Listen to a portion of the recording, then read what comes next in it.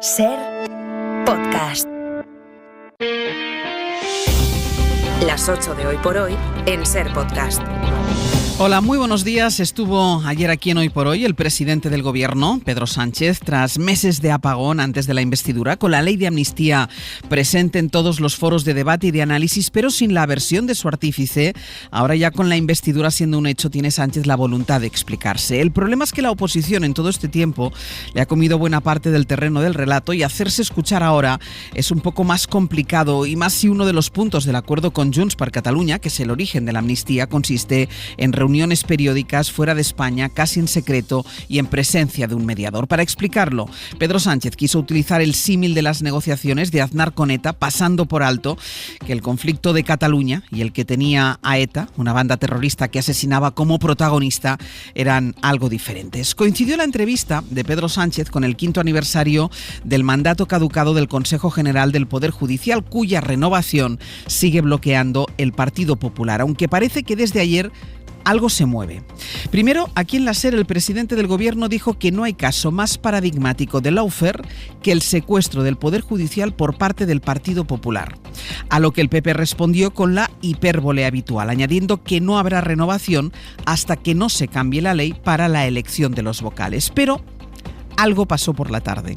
Y lo que pasó fue que el comisario europeo de Justicia, Didier Reynders, tras su entrevista con el ministro Bolaños, urgió a la renovación del Consejo General del Poder Judicial y después, si acaso, que se cambie la norma para la elección de los jueces. Y ahí llegó el viraje del Partido Popular. Pequeño, sí, pero viraje. Se avienen, dicen ahora, a la renovación si el mismo día, si en el mismo momento, atención, se modifica la ley. No se puede permitir el PP que el comisario, al que ellos fían toda su estrategia de la oposición a la ley de amnistía en Bruselas, les enmiende la plana. Lo que pasa es que cuando se han dicho tantas cosas y tan sonadas sobre la renovación del Consejo General del Poder Judicial, cuando se han dado tantas y tan variadas excusas para no hacerlo, ahora hay que buscar la manera de explicarse, la manera de hacerse con el famoso relato. Y no va a ser fácil, porque recordemos que la última vez que la renovación parecía al alcance de la mano, la portada de un periódico hizo temblar las piernas a Feijóo y todo se fue al garete. Àngels Barceló.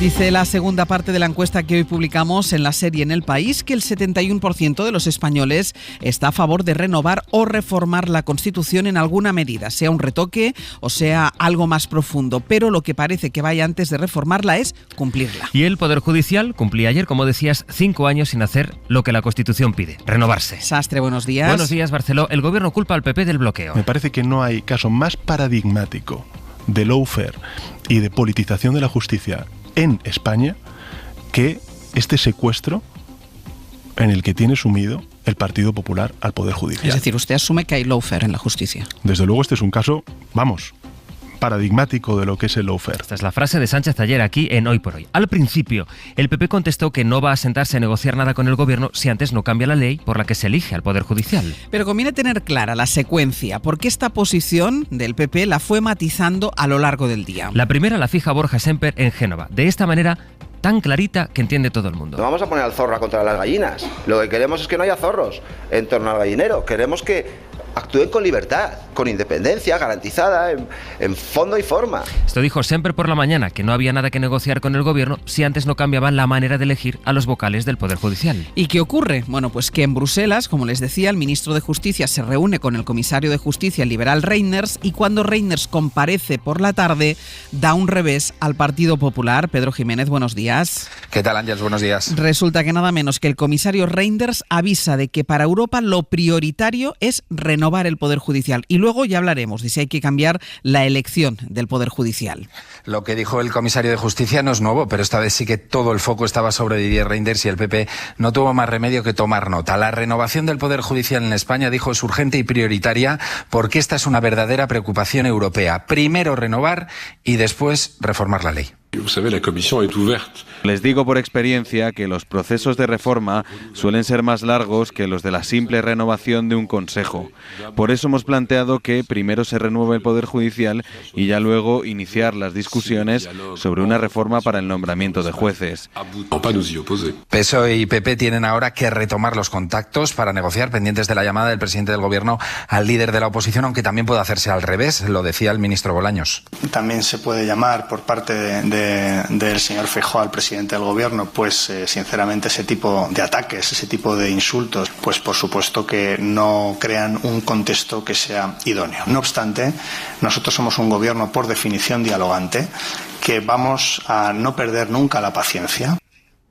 La Comisión lo volvió a dejar claro ayer. La prioridad, la preocupación es la renovación del Consejo del Poder Judicial. Hasta luego, Pedro. Hasta luego. Es importante lo que dice Reinders y que lo diga Reinders por el papel que quiere darle el Partido Popular a este comisario tan importante. Mariela Rubio, buenos días. Muy buenos días. Que a última hora el PP hace saber que matiza su posición. Ahora sí están dispuestos a negociar la reforma del Poder Judicial si en el mismo momento el PSOE se compromete a cambiar la ley.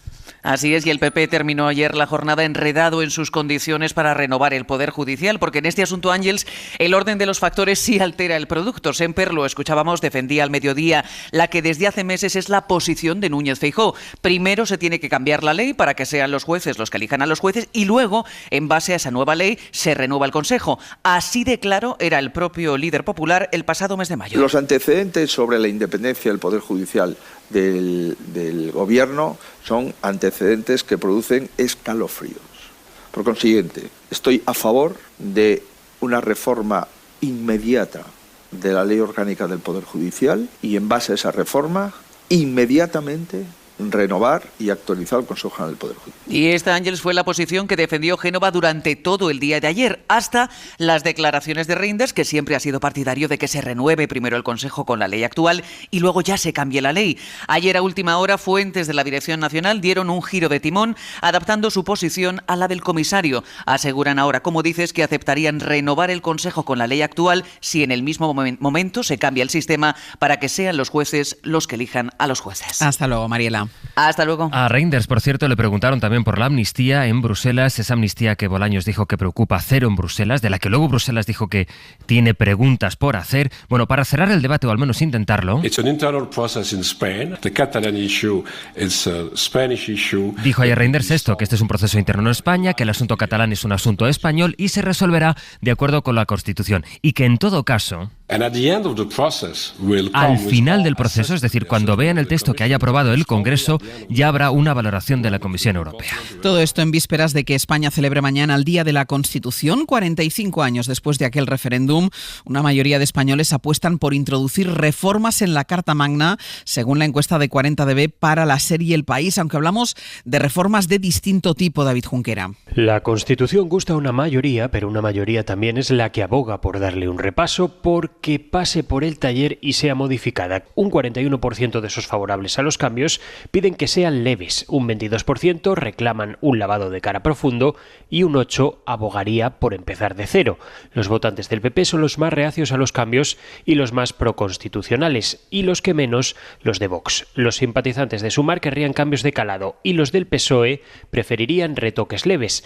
En lo referente a que reformar, la mayoría de los españoles considerarían positivo modificar el orden de sucesión de la corona.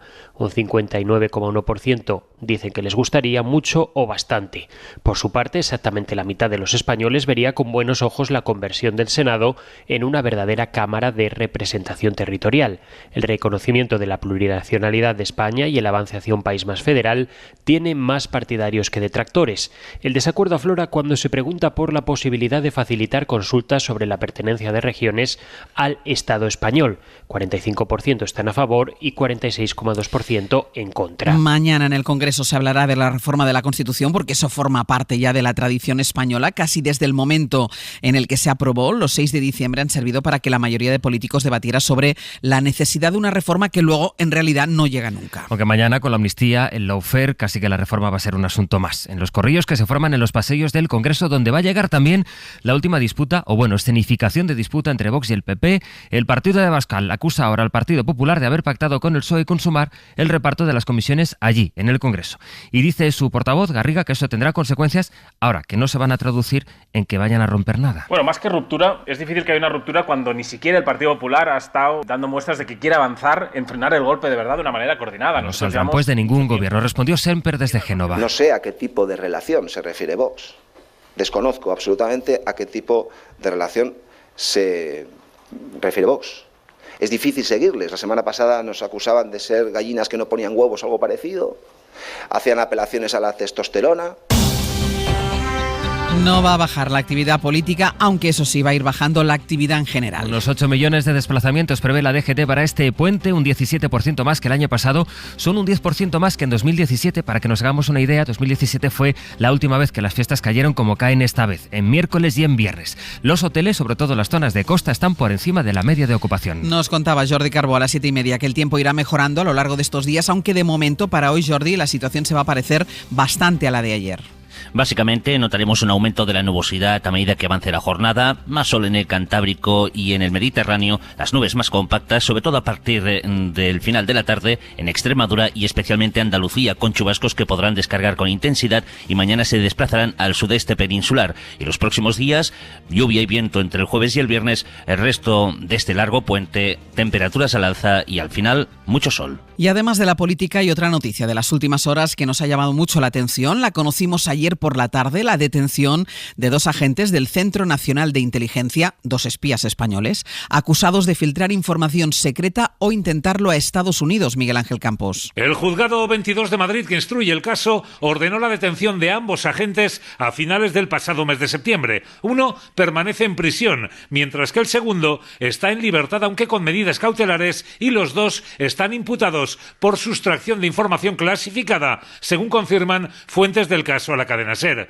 Una información que supuestamente iba a ser vendida a los servicios secretos de Estados Unidos. El caso fue denunciado por el propio CNI a la Fiscalía al detectar en sus controles internos esa fuga de información. El Ministerio Público trasladó el caso a la justicia y el caso recayó en el juzgado 22 de Madrid, que ejecuta estas diligencias y ha ordenado el secreto de sumario. Hoy verán en muchas portadas en los periódicos la imagen de Margarita Robles saludando a los soldados desplazados a Letonia, aunque en realidad cuesta distinguir tanto a la ministra como a los militares bajo una intensísima nevada. Bueno, pues fue en esa visita en la que Robles se refirió a la detención de estos 2 agentes del CNI. Fue el propio Centro Nacional de Inteligencia el que los denunció y ese procedimiento judicial que se inicia a instancia del propio Centro Nacional de Inteligencia es secreto y por tanto no puedo decir nada más. Y esta mañana en el mapa para entender el mundo... Esta reflexión que hizo ayer Josep Borrell. Se puede tener el derecho a criticar al gobierno del Estado de Israel sin ser calificado de antisemita. Puede criticarse al gobierno de un país sin ser calificado de anti ese lugar. Puedo criticar al gobierno de Franco en mi país cuando era una dictadura sin ser antiespañol.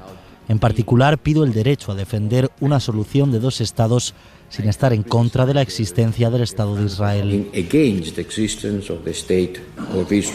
Y sobre el terreno, la guerra sigue. Ya no queda ningún lugar seguro para la población civil de Gaza, no lo es el norte, tampoco el sur, según han dicho la ONU, las organizaciones humanitarias en estas últimas horas, en las que no dejamos de ver a niños heridos, a niños muertos, en una serie de imágenes que la presidenta del Comité Internacional de la Cruz Roja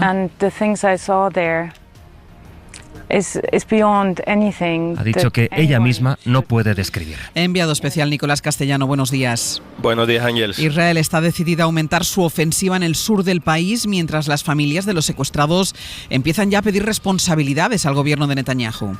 Sí, como decían sobre todo los nombres de las víctimas, hace una hora hablábamos de la historia de Mohamed, esta es la de Alma.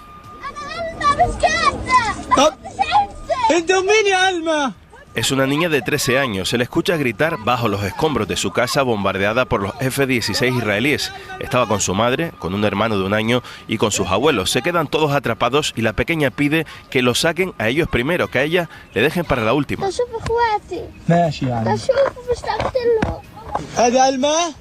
Al final los rescatadores consiguen sacarla entre los escombros con un lacito en el pelo y la cara llena de polvo. Describe dónde están sus seres queridos para que los saquen. Son las escenas que se viven en toda la franja, pero ahora especialmente en el sur, en Han Yunis, el nuevo objetivo del ejército israelí, que ya la tiene rodeada con sus tanques, una zona sur donde la población creía haber encontrado un sitio a salvo. The majority of people met today have been La presidenta del Comité Internacional de la Cruz Roja habla desde Gaza de atroces heridas y de la gran cantidad de víctimas infantiles, también de la complicación de evacuar a tantos amputados que están recibiendo tratamiento. Más de 700 amputados fue el último dato que ofreció el Ministerio de Salud, que eleva a casi 16.000 los muertos en estos 60 días. Israel sigue sin autorizar la entrada a Gaza de la prensa internacional y mientras en Tel Aviv continúa la presión de los familiares de los rehenes. I hope this will end soon.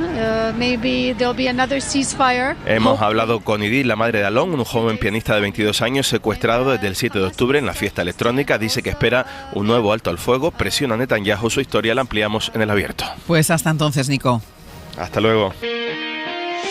Hoy por hoy noticias. Ser Podcast. ¿Se podrá conducir en Europa a partir de los 17 años? Bueno, pues parece que sí, aunque falta tiempo para negociar un cambio en la norma a la que se ha abierto ya la Unión Europea, Mariola Lourido. Los de 17 años no podrán ir solos al volante, tendrán que ir con otro conductor adulto mayor de 24, con experiencia, con carné de al menos 5 años y no haber perdido el permiso por infracciones en los 5 años anteriores. En países como Francia, Alemania o Austria ya llevan tiempo con esta medida. Aquí a España no llegará de inmediato, según el ministro de Transportes, Óscar Puente. Se está trabajando en una propuesta de conducción siguiendo el modelo de algunos estados de la Unión Europea en los que este tipo de carnet se ha puesto en práctica con éxito, ¿no? Los plazos, desde luego, no menos de 1 año o 2 años, ¿no? A la medida le queda todavía un largo camino, tiene que ser negociada con el Parlamento Europeo. Su objetivo es adelantar el aprendizaje para mejorar la capacitación de los conductores novatos. Y en unos días veremos de qué sirve la cumbre del clima de Dubái, aunque de momento ha permitido ver la conversión del jeque que preside la COP y también la petrolera estatal de los Emiratos Árabes. Esto fue lo que dijo primero, que no había evidencia científica que relacionara el cambio climático con el uso de combustibles fósiles como el petróleo. Ayer